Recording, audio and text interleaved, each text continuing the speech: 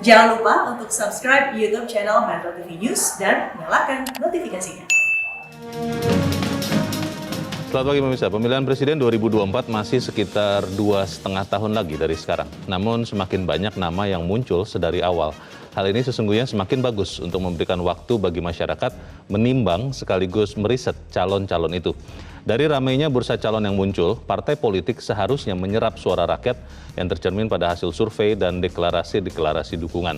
Pemirsa, inilah editorial Media Indonesia di hari ini, Jumat 5 November 2021, dengan tema Parpol Menyerap Pilihan Rakyat bersama saya Leonardo Mosir.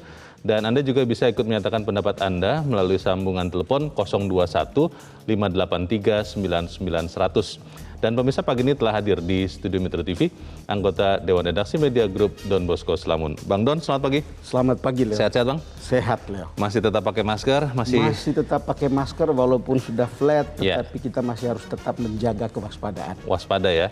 Waspada sedini mungkin terkait juga dengan calon-calon presiden karena memang kalau kita ke jalan-jalan, Bang, ada suasana seperti menjelang Pilpres. Sudah kita lihat juga ada billboard begitu, Bang. Itu betul, ada cukup banyak billboard yang sudah beredar. Oke, sebelum kita bahas itu, Bang Don dan pemirsa, kita lihat dulu ada beberapa berita yang menjadi perhatian media Indonesia untuk hari ini. Yang pertama, headline media Indonesia untuk hari ini kelihatannya hasil dari COP 26 ya, Bang ya? Ya. Akhir dari pembangkit listrik batu bara.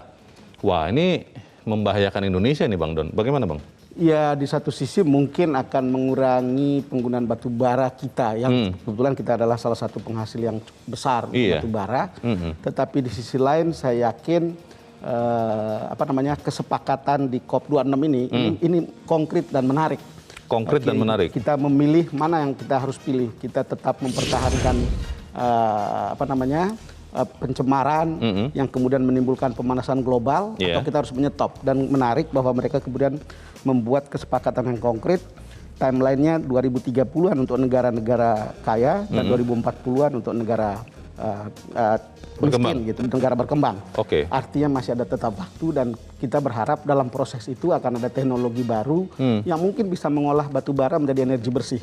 Yang lebih bersih ya? Betul. Karena memang kalau tidak kita siapkan betul-betul, bahaya juga, Bang. Betul, ketika batu bara kita tidak terpakai begitu. Padahal itu salah satu penyumbang devisa dan menyerap sekian tenaga kerja. Tetapi ini betul-betul sesuatu yang konkret ya, ini menarik. Maju dari Glasgow ini luar biasa. Betul, karena itu juga pertanyaan orang. Biasanya ada pertemuan-pertemuan, tapi setelah itu apa tidak ada yang tahu dan tidak ada yang ingat. Saya ikuti ketika KTT Bumi di Rio tahun 2013 atau 2012, saya lupa. Tapi juga ya banyak rame-ramenya. Tidak tahu ujungnya apa. Kalau lihat ini lebih konkret. Oke, kita harapkan ini juga benar-benar dijaga dan kita nantikan sama-sama tahapan-tahapan menuju energi bersih. Kita ke berita selanjutnya, kali ini dari halaman 2, halaman dalam di harian Anda, pemirsa. Ini juga hasil dari perjalanan Presiden Joko Widodo nih, Bang Don. Uni Emirat Arab komitmen 32,7 miliar dolar Amerika. Pertanyaannya begini, Bang. Komitmen realisasi itu dalam sekian tahun sering tidak sama begitu. Komitmennya besar, realisasinya biasanya tidak sebesar itu. Bagaimana nih, Bang?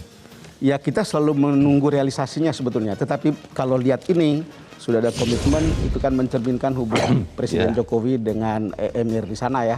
Yang kita sudah tahu bahwa itu sudah cukup dekat. Sangat baik sangat baik. Dan komitmen 32,7 miliar ini sebuah komitmen yang besar dan ini sebetulnya sudah lama kita dengar gitu. Betul. Dan saya rasa ini adalah salah satu hasil kerja INA, Indonesia Investment Authority. Jadi ini saya rasa saya pernah bicara atau pernah kita zoom dengan Pak Ketuanya dan menarik bahwa memang kita menawarkan sejumlah proyek di sana. Dan sekarang disebutkan ada 19 perjanjian kerjasama. Ini sebuah perjanjian kerjasama yang besar atau jumlahnya banyak. Tetapi kembali lagi memang seperti kata Leo tadi, bagaimana itu realisasinya. Dan realisasi itu tidak tergantung pada orang punya komitmen di luar. Tapi bagaimana kita menyelesaikan pekerjaan rumah kita di sini. Birokrasinya, percepatan perizinannya, kebersihan dalam proses birokrasi dan seterusnya. Hal-hal yang kita sudah dengar akhir-akhir ini, tetapi kita juga masih melihat di sana-sini masih banyak soal. Baik, kita dukung sama-sama supaya kemudian ini bisa membawa juga efek nyata ya bagi bangsa Indonesia, Bang. Betul. Ada berapa ratus ribu mungkin atau bahkan juta orang yang bisa bekerja. Ya, dari ada 460-an triliun rupiah, gede itu lah. Baik, kita tinggalkan ini, kita ke berita selanjutnya. Di bawahnya ada di halaman 2, ini terkait dengan uji kelayakan calon Panglima TNI, Bang Don. Ya. Uji kelayakan calon Panglima TNI digelar besok. Wah, ini hari Sabtu anggota Dewan kita bekerja juga ya, Bang? Bagaimana, Bang Don? Kenapa harus ditanya hari Sabtu? Kan biasanya Sabtu banyak yang libur Ya, begitu. ini karena ketentuan, mungkin karena dikejar-kejar oleh kalender konstitusinya kan. Oke. Karena Panglima harus sudah siap atau sudah ada sebelum misalnya Panglima yang sebelumnya akan pensiun, jadi dia punya waktu persiapan. Memang nama ini nama yang tidak mengejutkan, walaupun begitu banyak spekulasi sebelumnya. Jenderal Andika, selain Jenderal Andika ada KSAL. Sekarang karena katanya giliran, tetapi Presiden kemudian mengirim hanya satu nama. Betul. Dan saya kira DPR juga tidak bisa menolak kan. Juga ingin tahu lebih dalam soal visi dan seperti apa dengan Panglima yang baru gitu. Ya, di dalam berita ini dikatakan hasilnya akan dibawa dalam rapat internal Komisi 1 untuk pemberian persetujuan pada Sabtu besok pukul 13. Yang strategis tertutup, yang lain-lain bisa terbuka. Kalau kita kutip dari Mutia Hafid. Yang strategis tertutup ya. Termasuk kontrak pengadaan senjata mungkin bukan ya. Itu hal yang lain. Baik, kita tinggalkan itu, kita ke editorial Bang Don dan pemirsa. Parpol menyerap pilihan rakyat. Ini sesuatu yang baik sekali, tapi mungkin Bang dalam pelaksanaannya agak perlu kerja sangat keras karena konon katanya money politics, kemudian kepraktisan berpolitik di Indonesia itu yang paling banyak, paling dominan diterima rakyat. Konon katanya lembaran merah dan biru itu yang menentukan rakyat memilih siapa. Ya. Nah, ini bagaimana Bang Don? Nah, makanya menarik ketika kita membuat editorial hari ini, kenapa ini menjadi penting dan kenapa jadi relevan survei-survei soal capres ini, calon presiden. Ini sebuah kesempatan yang baik bagi kita semua, bagi Leo, bagi saya, dan bagi publik untuk melihat lebih dalam, untuk menelusuri rekam jejak, untuk memahami siapa sih calon-calon ini sebetulnya. Tentu akan ada soal-soal blocking politik dan seterusnya. Tetapi mungkin ini kesempatan terbaik, punya waktu yang cukup lama untuk kemudian, tahun 2024 kita nggak bisa beli kucing dalam karung. Kita sudah melihat hasil dari Pilpres sebelumnya. Kita mendapatkan seorang Presiden Jokowi yang menurut berbagai survei sebetulnya hasil kerjanya bagus, gitu kan. Kita ingin juga untuk mendapatkan pemimpin kali berikut kalau bisa lebih bagus, kenapa tidak? Gitu. Dan itu ada kesempatan bagi publik untuk melihat. Tetapi apa yang kita perlukan ke sana, perlu pikiran terbuka, perlu hati terbuka. Kita jangan dikungkung oleh ideologi atau rasionalitas kita gitu, sendiri-sendiri karena kepentingan-kepentingan lalu kemudian tidak jernih melihat gitu. Ini sebuah kesempatan yang baik, kesempatan yang sangat baik sehingga kita atau rakyat bisa lebih jernih ya. Sekarang ini saat yang paling baik untuk melihat secara jernih supaya kita tidak mengulangi lagi cara-cara kita memilih di masa lalu atau bahkan kemudian mengulangi kegaduhan-kegaduhan yang tidak perlu di masa lalu ketika kita sekarang sudah melihat dari berbagai survei ada ini gitu. Dan saya kira rakyat kalau lihat dari survei orang kita lihat ada kemajuan misalnya begini. Tidak selalu mereka elektabilitas itu ditentukan oleh apakah seorang pemimpin parpol atau bukan. Karena kemudian nyatanya yang naik atau yang masuk dalam 5 besar itu bukan para pemimpin parpol. Bang, pertanyaannya begini, memang banyak negara, terutama juga negara-negara demokratis yang lebih maju dari Indonesia mengakui bahwa partisipasi rakyat Indonesia dalam berpolitik itu sangat tinggi. Betul. Masalahnya Bang, seperti yang tadi Bang Don sudah sempat sedikit singgung, di Indonesia itu ada politik kudu. Pokoknya. Kalau pokoknya dalam pikiran saya Bang Don ini salah, maka walaupun Bang Don melakukan sesuatu yang benar, tetap salah. Nah, pertanyaannya bagaimana dengan politik kudu itu untuk kemudian menghasilkan pemilih-pemilih cerdas? Itu akan kita bahas Bang Don. Misalnya inilah editorial Media News untuk hari ini, Jumat 5 November 2021, Parpol menyerap pilihan rakyat.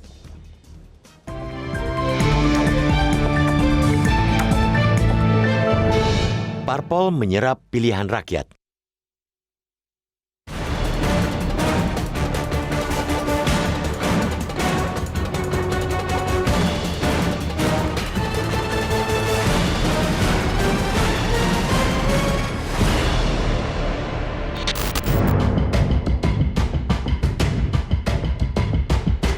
Pemilihan Presiden 2024 masih sekitar 2,5 tahun lagi.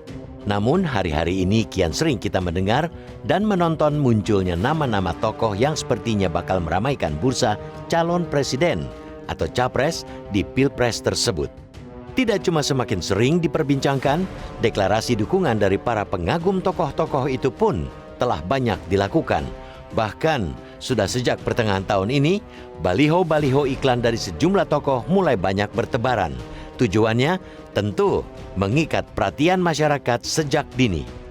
Bila berpatokan dari sejumlah survei terkait dengan elektabilitas bakal calon presiden, nama-nama seperti Prabowo Subianto, Ganjar Pranowo, dan Anies Baswedan tidak hanya paling santer disebut, tapi juga hampir selalu mendominasi papan atas bursa.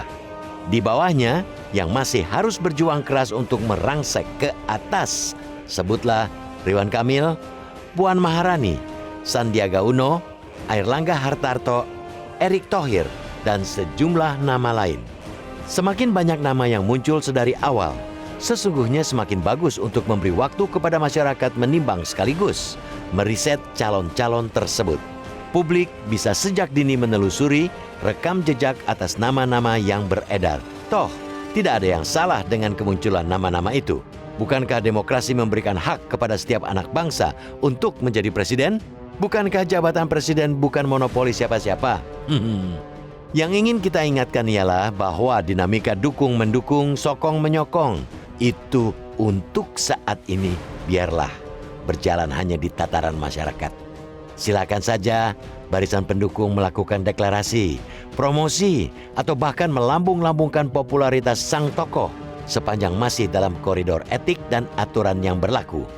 Malah bagus buat publik, minimal sebagai tontonan sekaligus masukan awal sebelum mereka menyaring pilihan.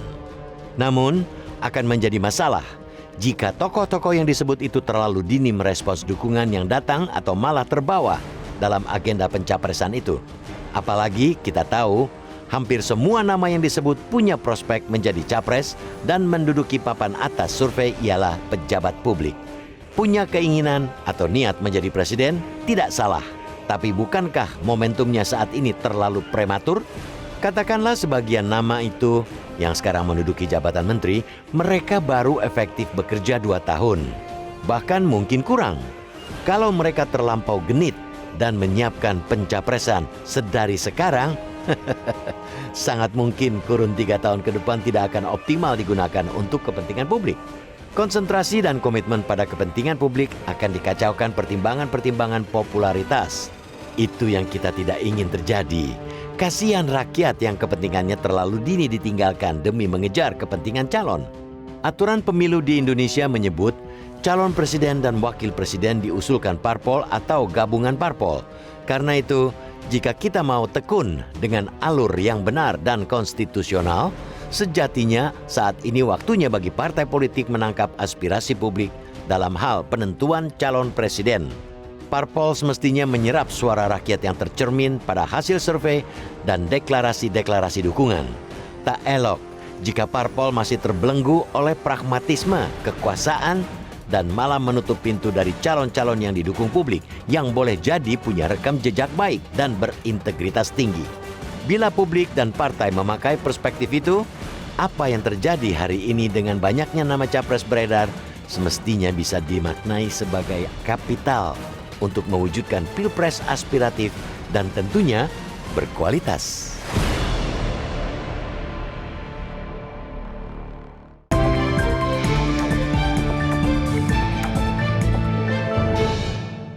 Anda bisa ikut menyatakan pendapat Anda di bagian berikut selepas jeda, pemirsa. Untuk saat ini, tetaplah bersama kami.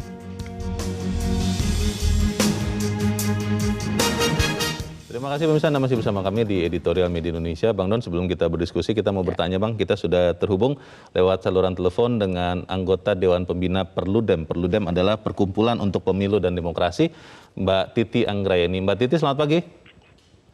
Ya, selamat pagi Bang Leo, selamat pagi Bang Don. Ya, Mbak Titi, kalau kita melihat Amerika Serikat yang menjadi kiblat demokrasi, di sana hanya ada 2 partai, Lalu biasanya kita menjelang Pilpres di sana sudah lihat ada konvensi dan calon-calon presidennya jelas begitu, dan ujungnya memang salah satu dari mereka akan jadi presiden. Kalau itu bisa tidak dilakukan di Indonesia, Mbak? Bisa, catatannya ambang batas pencalonan presidennya dihapuskan. Jadi memang ini anomali sistem presidensial di Indonesia. Kita tidak bisa mempromosikan kader-kader terbaik orisinal milik partai karena partai terbelenggu persyaratan untuk mencalonkan capres-cawapres harus punya kursi 20% di DPR atau suara sah 25% pemilu DPR.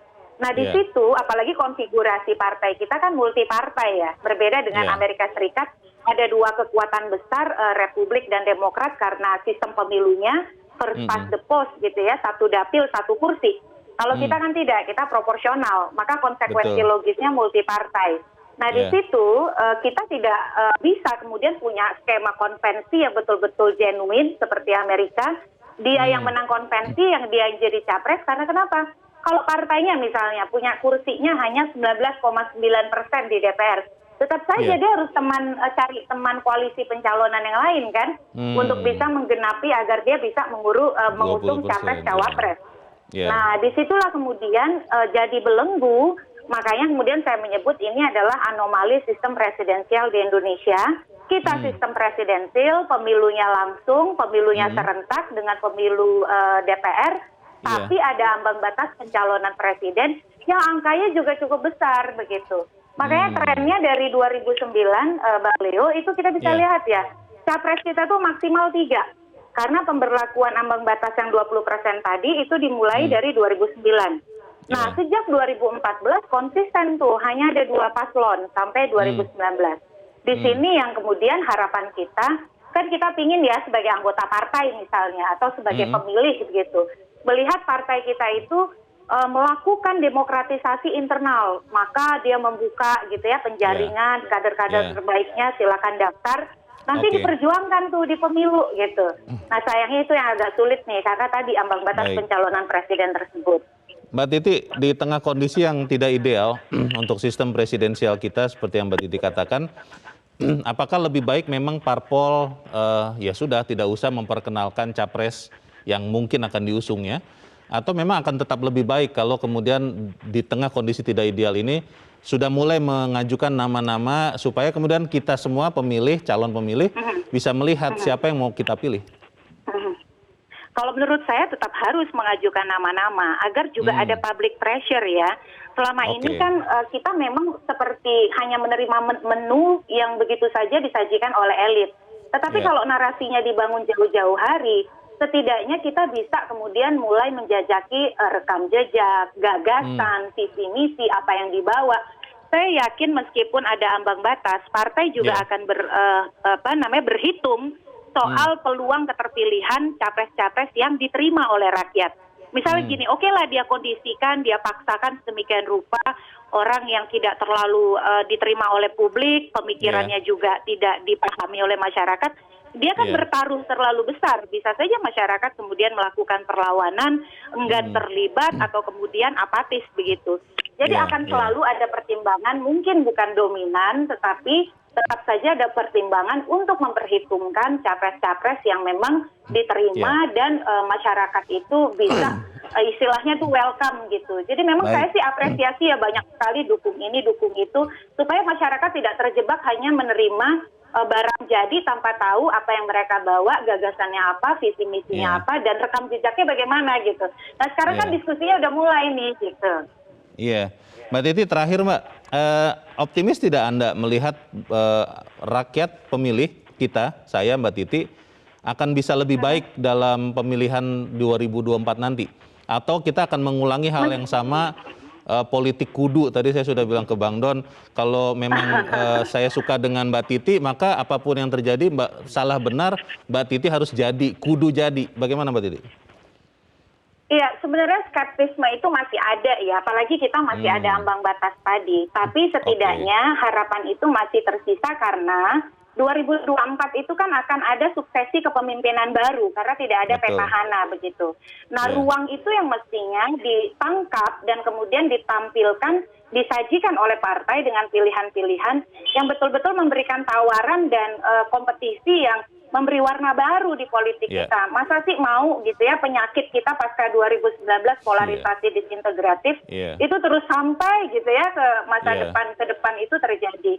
Jadi rebutlah peluang ini kontestasi baru, kepemimpinan baru, maka kader-kader terbaik, figur-figur daerah terbaik, kan kita punya banyak nih kepala daerah yang menjanjikan begitu. Itulah yang mestinya disambut oleh partai dan diberikan ruang untuk pencalonan di Pilpres 2024 mendatang. Baik, terima kasih Mbak Titi Anggraeni untuk pencerahan yang sangat jelas bagi kita. Selamat pagi. Dan itulah tadi pemirsa Titi Anggraeni, anggota Dewan Pembina Perludem. Tapi pertanyaannya kembali Bang Don. Tadi Mbak Titi di akhir mengatakan, masa sih rakyat mau mengulangi dalam tanda petik sakit yang sama pasca pemilu 2019? Emang rakyat bisa berubah, Bang? Iya, kenapa kita mengeditorialkannya? Supaya orang mulai berubah sebetulnya. Tadi Mbak Titi melihat bahwa ini masih ada waktu kan, masih cukup panjang supaya kita tidak mengulangi hal yang dulu. Tadi Leo bilang politik kudu, itu kan yang terjadi ketika Pilkada DKI, terjadi ketika Pilpres. Dan saya rasa banyak orang tidak menghendaki keadaan seperti itu terjadi lagi. Jadi sekarang ini saat yang baik, mungkin coba turunkan tone emosionalnya.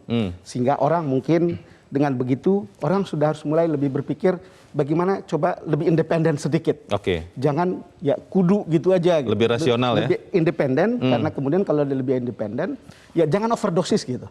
Jangan overdosis bahasanya. Buka hati, open heart. Kemudian buka pikiran, open mind, untuk kemudian melihat dengan jernih calon-calon yang ada. Toh kita memilih juga untuk kita sendiri. Gitu. Untuk kebaikan kita, untuk kebaikan bersama. Jangan-jangan kalau kita mengambil sikap seperti ini, pada akhirnya kita tidak akan berpikir, nggak seperti kata Deng Xiaoping, tidak penting kucing itu hitam atau putih, yang penting bisa nangkap tikus. Tidak penting siapa gitu, yang penting bisa membawa kebaikan untuk kita semua. Gitu. Menarik Leo, ketika ada hubungan dengan topik ini, saya kemarin nonton di TED Talk ya. Itu ada Julian Gallet. Jadi itu sebetulnya itu sebuah show 5 tahun lalu. Why you think you are right, even if you are wrong. Jadi orang selalu merasa benar, padahal sejatinya dia itu salah. Nah, ini ada 2 sesat pikir yang dia sebut sebagai, pertama karena confirmation bias, yang kedua karena motivated reasoning. Jadi sebetulnya nanti mungkin bisa kita jelaskan lebih jauh supaya kemudian penonton kita bisa dapatkan gambaran.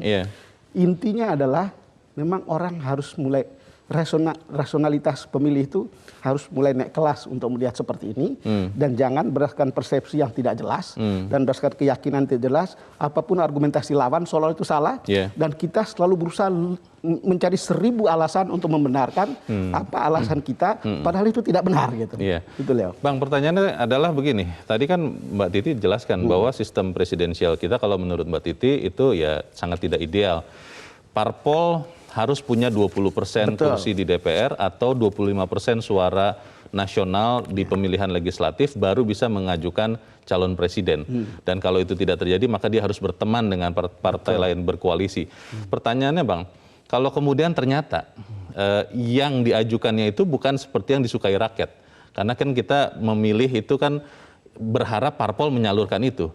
Nah ini kan sesuatu yang susah sekali untuk baik untuk parpol maupun untuk kita. Tapi kita harus jeda dahulu Bang Don, dan tetap bersama kami. Editorial Media Indonesia segera kembali. Terima kasih pemirsa, Anda masih bersama kami di Editorial Media Indonesia. Bang Don, bagaimana parpol bisa melepaskan diri dari kondisi yang membuat dia mungkin mengajukan calon yang tidak disukai rakyat? Ya, itu menurut saya menjadi keharusan di saat-saat seperti ini. Mumpung masih lama Leo, jadi tidak usah overdosis untuk fanatik pada kader sendiri kalau memang tidak tersedia ada sesuatu yang bagus dan bisa diterima oleh rakyat. Kembali lagi, personal atau secara pribadi kita semua harus open mind, open heart, bersifat independen, jangan terlalu emosional dan overdosis untuk kemudian fanatik dengan calon yang kita punya.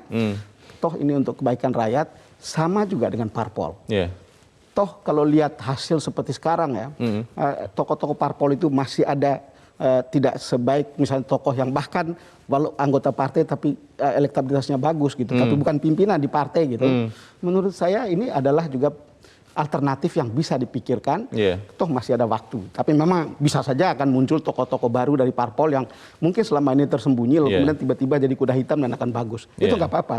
Toh kita membawa itu ke publik, lalu kemudian publik yang akan menentukan pilihannya. Gitu. Baik, jadi yang tidak boleh politik kudu itu bukan hanya rakyat, tapi bukan hanya juga rakyat. ya. Persis seperti itu, Leo. Baik, kita mau coba dengarkan Bang Don pendapat dari pemirsa Metro TV. Saat ini kita sudah terhubung dengan pemirsa Metro TV di Bekasi, Jawa Barat. Ada Pak Ondo Silitonga. Pak Ondo, selamat pagi. Selamat pagi Bung Leo, selamat pagi Bung Don Bosco. Selamat pagi Pak Ondo, silakan Pak. Iya, rakyat itu memilih bukan untuk membesarkan partai, tapi rakyat memilih untuk membesarkan Indonesia. Bila parpol tidak menyerap pilihan rakyat, siap-siap turun ranking. Jangan memaksakan kehendak. Parpol jangan mengultimatum atau mengancam-ancam kader yang kebetulan mendapat dukungan rakyat dan atau masuk dalam survei. Rakyat nanti jadi antipati sama partai itu. Benar, capres atau cawapres itu lewat partai. Tapi bila partai tidak menyerap pilihan rakyat, ada resikonya. Partai tersebut akan ditinggalkan rakyat, jumlah pemilih pasti berkurang alias golputnya jadi besar karena tidak mau memilih karena nggak ada pilihannya. Muncul tuntutan calon independen atau muncul tuntutan hapus ambang batas atau muncul tuntutan semua partai harus membuat konvensi. Demikian, terima kasih. Terima kasih Pak Ondo Silitonga di Bekasi, Jawa Barat. Di belakang Pak Ondo ada Pak Sukarwan di Temanggung, Jawa Tengah. Pak Sukarwan, selamat pagi Pak. Selamat pagi Bang Leo. Selamat pagi Pak Sukarwan, silakan Pak. Wah, saya sangat setuju sekali dengan penelpon pertama dari Bekasi itu. Cuma saya mau nambahin sedikit saja. Walaupun Pilpres itu masih jauh, deklarasi calon sudah banyak, itu kita sikapi baik saja, positif. Jadi nanti kan masyarakat tahu persis siapa yang cocok di hati mereka masing-masing. Dan pokoknya sekarang tuh walaupun partai itu besar, tidak bisa partai itu sombong sendiri, tidak koalisi dengan partai lain. Jadi yang benar-benar demokrasi itu kan kekuasaan di tangan rakyat. Jadi siapapun yang didukung rakyat, ya itu nanti yang jadilah. Pokoknya demokrasi kan kekuasaan di tangan rakyat. Jadi yang jadi itu yang banyak dukungan dari rakyat. Udah itu aja lah pokoknya. Baik.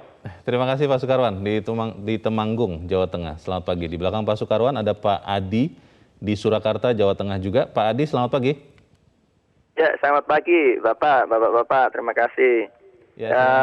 Tadi ya beberapa sudah disampaikan oleh penelpon pertama dan kedua. Memang ini terlalu dini dan terlalu prematur ya kalau membahas seperti ini. Tapi karena sudah ada di berita di mana-mana, jadi masyarakat jadi ikut gerah juga gitu ya Pak ya gitu. Jadi seperti tadi Bu Anggraini tadi juga, ambang batas 20%, 25% ini sebenarnya jadi belenggu Pak dari dulu Pak. Jadi belenggu bagi orang-orang yang lebih pantas dan berkualitas untuk menjabat posisi tertentu hanya gara-gara dia kena ambang batas ini gitu loh. Yang kedua, partai juga. Partai ini apa sih? Partai ini kan cuman mewakili kelompok aja. Yang utama itu kan kepentingan rakyat ini. Jadi ambang batasnya jangan sampai membuat justru nanti calon-calon yang tidak kompeten, calon-calon yang tidak berkualitas, malah dia dapat dukungan, dia jadi menduduki posisi-posisi penting.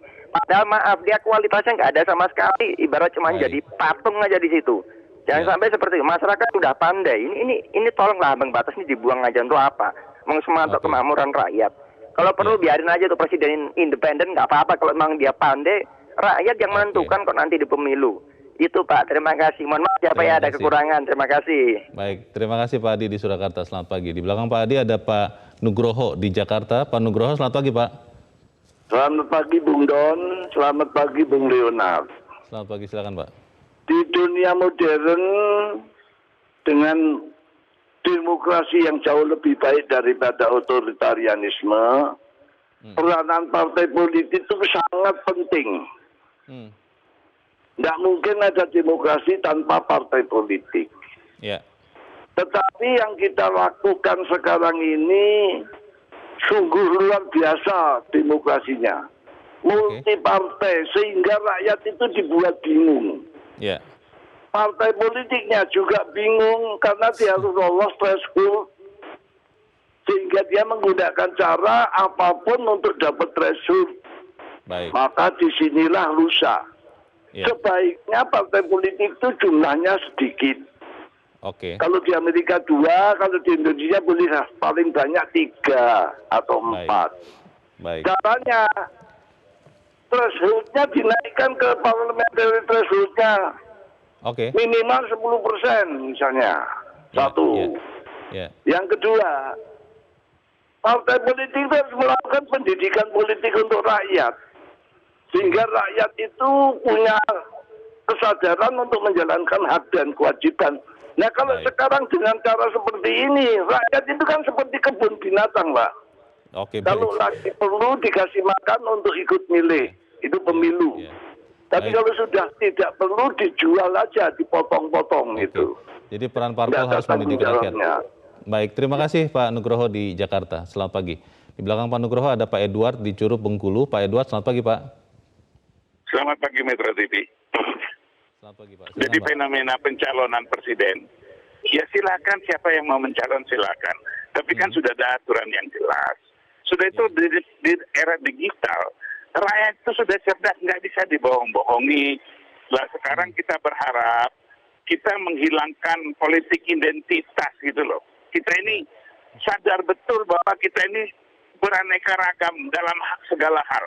Suku, bangsa, agama, semua kita berbeda. Tetapi kan kita kepingin Indonesia ini maju. Kita kepingin bangsa ini meningkat kualitasnya. Bukan kita menginginkan tetap stagnan. Nah kita pilihlah pemimpin-pemimpin yang betul-betul punya integritas. Nah ini tugasnya partai politik karena memang demokrasi harus melalui partai politik, itu aturannya. Menyaring calon-calon, jangan memaksakan seperti yang katanya Bung Leonan tadi, pokoke atau kudu, ya jangan dong. Kita lihatlah siapa nih yang pantas dicalonkan. Sudah itu ya, janganlah kita carilah generasi muda, jangan lagi L4 lu lagi, bingung kita, pokoke gitu kan ya. Nah ya kita carilah, ya mudah-mudahan bangsa ini menemukan pemimpin yang baik. Baik, terima kasih Pak Edward di Curug Bengkulu. Selamat pagi Pak. Jangan lu lagi kata Pak Edward. Bagaimana nih Bang Don? Para pemirsa kita dengan jeli nih melihat kalau begini, saya jadi optimis Bang bahwa pilihannya bisa lebih bagus lagi di 2024. Bagaimana? Mudah-mudahan begitu Leo. Saya tertarik dengan pernyataan Pak Ondo. Rakyat itu tidak memilih untuk besarkan partai. Tapi untuk besarkan Indonesia itu sangat menarik. Tapi kan kita sekarang berhadapan dengan bahwa kita multi partai itu kan faktanya. Kedua ada ambang batas, itu juga presiden threshold, itu juga fakta karena itu sudah undang-undang ya. Dalam situasi seperti ini kan pilihan dalam ruang seperti ini masih bisa dong kita memilih yang terbaik. Betul. Kan gitu. Partai bisa memilih yang terbaik, rakyat bisa memilih yang terbaik. Kalau partai ngotot dengan pilihannya walaupun rakyat tidak memilih kan rakyat akan menghukumnya bukan? Tetapi kalau itu searah dengan pilihan partai itu akan justru ya itulah partai yang mungkin bisa dikategorikan sebagai orang yang bisa atau partai yang bisa menyerap aspirasi rakyat. Memang kita kembali lagi Leo, kita jangan sampai mengulangi kegaduhan politik kita karena tadi itu ada politik confirmation bias atau gejala psikologis. Jadi kita kehilangan akal sehat yang adil dan proporsional dalam menyikapi segala hal. Sekali lagi catatannya kehilangan akal sehat yang adil dan proporsional. Karena itu kemudian orang kudu harus punya saya gitu. Dan harus lebih adil dikit lah kita gitu. Lalu kemudian ada juga sesat pikir yang disebut secara psikologi disebut motivated reasoning. Sebuah penalaran yang sangat logis, padahal semua itu hanyalah upaya mencari pembenaran atas suatu ide yang diyakini sebelumnya. Tujuannya jadi bukan mencari kebenaran secara jernih dari pihak manapun kebenaran itu. Apapun pendapat orang lain dianggap musuh akan nampak salah di pikiran rasionalnya. Orang akan bisa mencari 1000 bukti yang membenarkan sikap itu. Bahkan hal-hal yang bersifat netral pun sudah dianggap mendukung gitu. Jadi hal-hal seperti itu yang terjadi ketika kita lihat di masa lalu gitu. Dan kita mau ketika kita bicara di editorial kali ini, kita ingin hal-hal seperti itu sudah harus bisa dikurangi. Yuk punya waktu untuk membuat lebih rasional, lebih adil, lebih proporsional, lebih hati terbuka, tidak perlu emosional sekali, tidak perlu overdosis dan seterusnya. Sehingga pemimpin yang dilahirkan pada 2024 adalah pemimpin yang terbaik untuk kita semua. Peran parpol untuk mengedukasi pemilih akan kita bahas di bagian berikut Bang Don, dan bisa tetap bersama kami editorial Media Indonesia segera kembali.